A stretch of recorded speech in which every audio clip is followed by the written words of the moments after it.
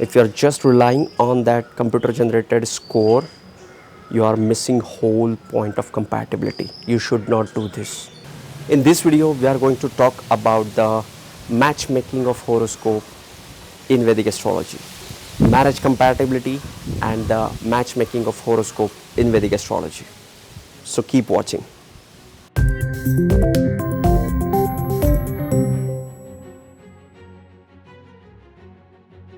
Namaste and welcome to Pramanik Astrology channel. I'm your host Prasad Mahazani. Help you raise your vibrations and become your true self with the help of Vedic astrology. If you are new to my channel, please consider subscribing. You will be getting Vedic astrological videos just like this one.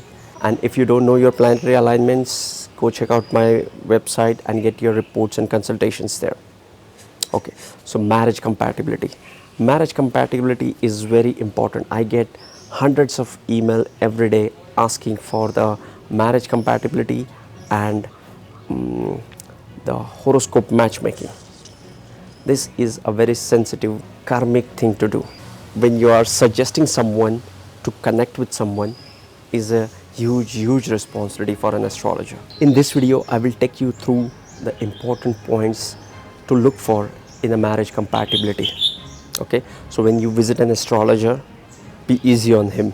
He has a lot of work to do when he is doing a compatibility. At the end of this video, you will understand what are the points to look for in a marriage compatibility.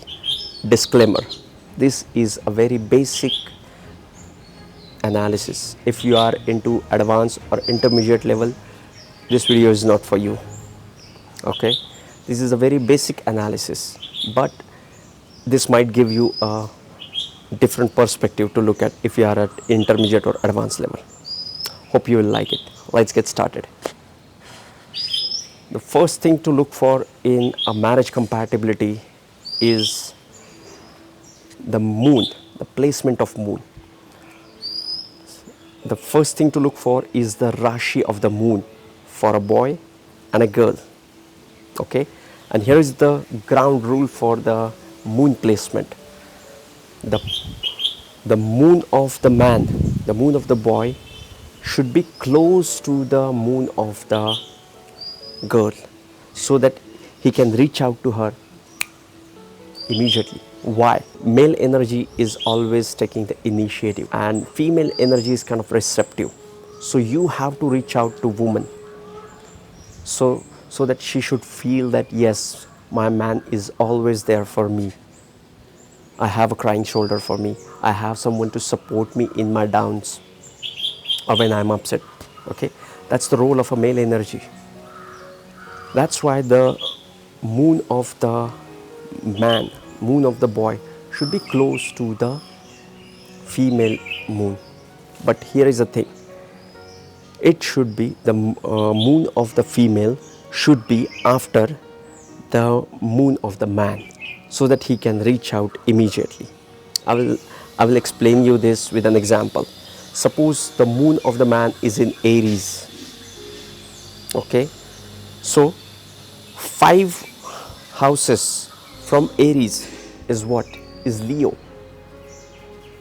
So if a boy has moon in Aries, the girl's moon should be in Taurus, Gemini, Cancer and Leo, so that this guy, Aries guy, can reach out to him immediately. But if the moon of the female is in the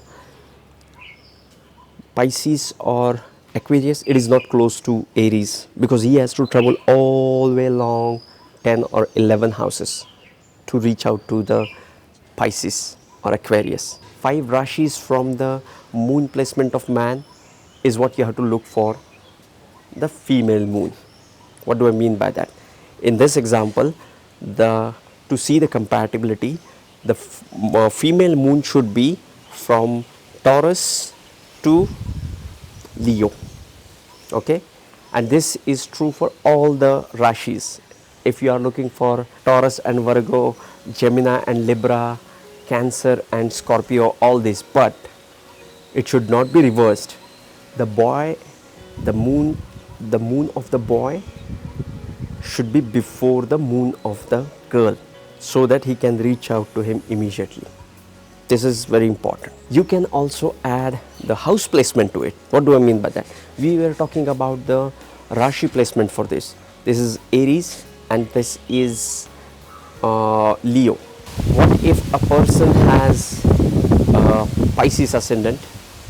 When the Aries will be in the second house, the boy has Aries in the second house, and girl is Leo ascendant with moon in the ascendant. For this, again the Aries have to travel 12 places to reach out to the moon of the female, the moon of the girl. So the girl will always complain that he does not understand me, he is not taking care of me. That's why compatibility is very important. We have to see the moon placement for the boy and girl in this fashion. Okay. Next thing is to look for the placement of Mars. We are going to make a whole different video on the Manglik Dosha, but I'll mention few things about the Manglik here. The placement of a Mangal, the placement of Mars in few areas makes a person Manglik. The placement of Mars in 12th, 1st, 2nd, 4th, 7th and 8th house makes a person Manglik. So you have to see a partner who is compatible to the Manglik person. What do I mean by that? A person should also have the same placement as a basic ground rule. Okay. Next thing to look out is the placement of Venus. The placement of Venus for boy and placement of Venus for a girl. Just like moon, we have to see if they are relating to each other, if they are complementary to each other, if they are compatible to each other. Another thing to look out in a marriage compatibility is the Graha Maitri. Graha Maitri of the Chandra Rashi, that is the moon zodiac sign, and the ascendant. What do I mean by that? In the same example, Aries moon for boy and Leo moon for girl. Aries is ruled by Mars and Leo is ruled by Sun. Mars and Sun are friends. So this is an additional compatibility plus point. This is a positive sign from a compatibility perspective. In this example, the girl is Leo moon, Leo ascendant, which is ruled by Sun. So ascendant lord is also Sun, and the boy is Pisces ascendant, which is ruled by Jupiter. Jupiter and Sun are friend. Boom, +1. We have another positive point for the compatibility. So yes, this is a very, very basic analysis of the marriage compatibility that you should follow. Okay. In this video, we have not discussed about the Gemini Karaka, that is the Dara Karaka. We have not discussed about the Navmansha chart. We have not discussed about the Stri Dirgha. Okay. So these things we will discuss in the next level of the compatibility. As of now, these 3-4 points are very important. Another point to look for in a compatibility is the dasha these people are going through. You have to look at the dasha, how their period is going. Is it compatible? That is very important.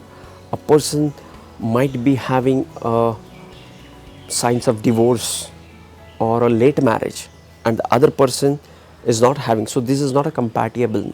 Their karmas are not matching. Okay, so that match is not feasible. Okay, you should not recommend that as an astrologer.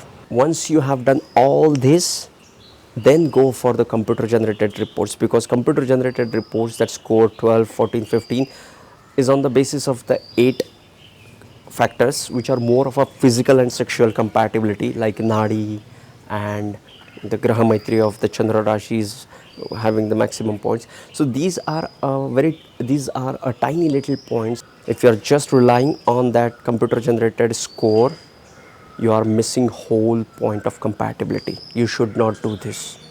Okay, is this the first thing we have to look for is the moon placement, the Rashi placement of moon for boy and a girl.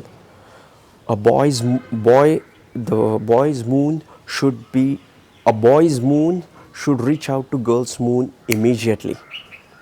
It should be placed in such a way that it should reach out to the female energy immediately. We took an example of Aries and Leo, where in Aries boy moon can reach out to Leo female energy immediately. But if the moon of the female is going to the 6, 7 and beyond that, then it becomes very difficult for a male energy to reach out to them. Okay, and that's what frustrates the woman. Nothing frustrates her more than an indifferent husband.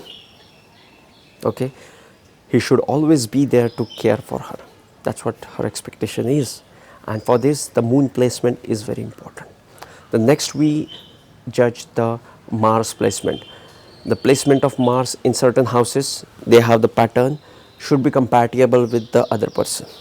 Okay, the next thing we look in the charts is the placement of the Venus.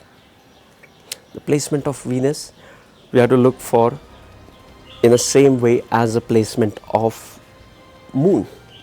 It should be compatible, because nurturing and love is the essence of the marriage. Okay, Venus is the karaka of the marriage, so its compatibility is very important and becomes a very crucial point, a deciding point at some times to decide the, and Venus is the karaka of the marriage, so the compatibility of the Venus becomes very important. Okay, this was my little analysis of marriage compatibility level 1, as much as I could hold, grasp and share with you guys. If you are new to my channel, please consider subscribing. You will be getting Vedic astrological videos just like this one. Subscribe if you aren't already. Share this video with your family and friends. Keep watching Pramanik astrology channel and sending you high vibrations. See you in the next videos. Love and peace.